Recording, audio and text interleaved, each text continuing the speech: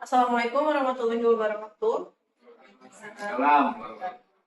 Perkenalkan, saya Nasir Farisa. Saya di sini bertugas di bidang pengolahan. Pada kesempatan kali ini, saya akan memaparkan mengenai risiko legalitas aset perusahaan. Di mana tujuan dari penerapan manajemen ini, yang pertama ada melindungi nilai aset, menjamin kepatuhan terhadap organisasi. Nah, untuk di risiko dalam pengelolaan aset ini ada 8 jenis risiko.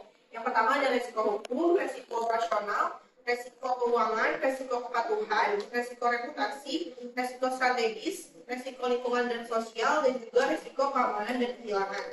Di mana pemahaman mengenai risiko dalam pengelolaan aset ini sangat penting untuk menjaga kesinambungan usaha. Lalu untuk resiko reputasi, ini resiko yang menurunnya tingkat kepercayaan pemegang saham, investor, dan juga regulator. Untuk resiko strategi, resiko yang timbul akibat pengambilan keputusan strategis yang kurang tepat.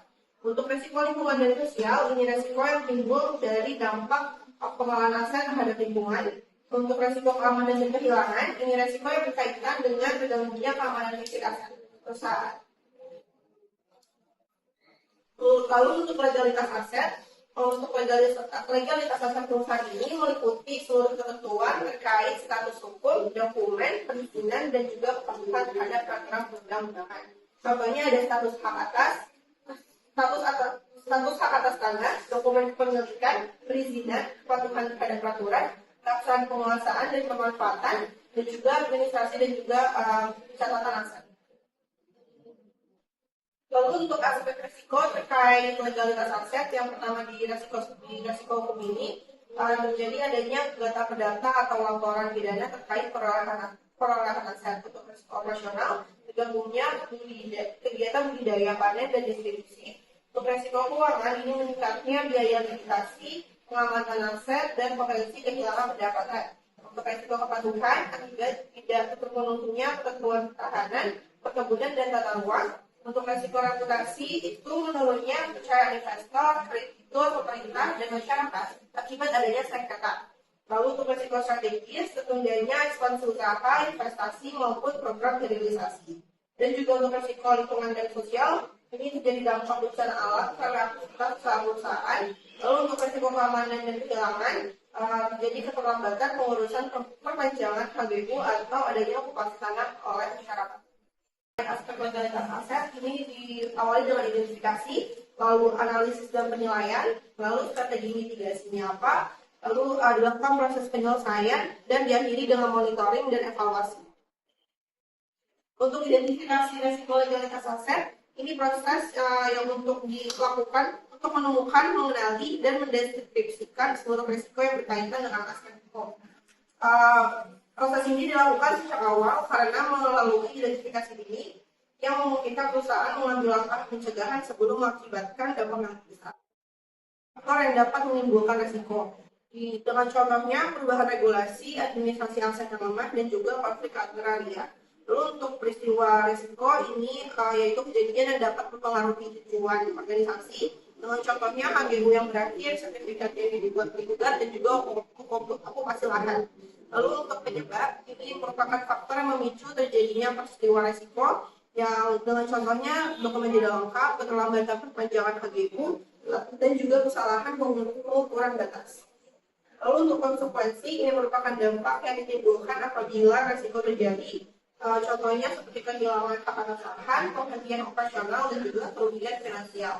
Lalu untuk pengendalian yang ada, itu merupakan mekanisme yang telah diterapkan untuk mengurangi risiko. Yang contohnya monitoring masa berlaku HGU, audit legal, dan juga digitalisasi dokumen aset. Untuk kesimpulan dari pemaparan saya hari ini, penerapan manajemen risiko pada aspek legalitas aset perusahaan perkebunan itu suatu pendekatan yang terstruktur dan berkesinambungan untuk memastikan bahwa setiap aset perusahaan memiliki landasan hukum yang jelas, sah, dan dapat dipertanggungjawabkan untuk menjaga kepastian hukum dan keberlangsungan operasional perusahaan. Lalu penerapan manajemen risiko juga akan meningkatkan nilai aset, memperkuat kepatuhan terhadap ketentuan peraturan perundang-undangan, serta mendukung pencapaian tujuan perusahaan melalui pengelolaan aset yang efektif, akuntabel, transparan, dan berorientasi pada keberlanjutan. Lalu untuk lesson learned dari pemaparan kali ini, yang pertama, Legalitas aset bukan sekedar kelengkapan dari administrasi, tetapi jadi dasar perusahaan untuk memiliki, menguasai, menggunakan, mengelola, dan juga mempertahankan aset secara sah. Lalu permasalahan legalitas dapat berdampak ke lintas aspek, mulai dari hukum, operasional, keuangan, kepatuhan, reputasi, strategis, lingkungan dan sosial, hingga keamanan aset. Lalu untuk pencegahan lebih penting daripada penyelesaian sengketa. Pengelolaan risiko harus dilakukan secara sistematis dan juga berkelanjutan, mulai dari identifikasi, analisis dan penilaian, mitigasi, penyelesaian, hingga monitoring dan evaluasi. Lalu pengamanan aset tidak cukup hanya secara fisik, tetapi juga memastikan masa pelaporan biru, kelengkapan dokumen, akurasi data, batas aset, serta pembaruan database aset selalu dipantau. Lalu pengelolaan risiko legalitas aset yang baik membantu menjaga kepastian hukum, mengurangi gangguan operasional dan biaya sengketa, serta mendukung keberlangsungan perusahaan. Terima kasih, saya cukupkan untuk pemaparan pada hari ini. Semoga pemaparan yang saya sampaikan bisa bermanfaat kepada Bapak Ibu semua. Wassalamualaikum warahmatullahi wabarakatuh.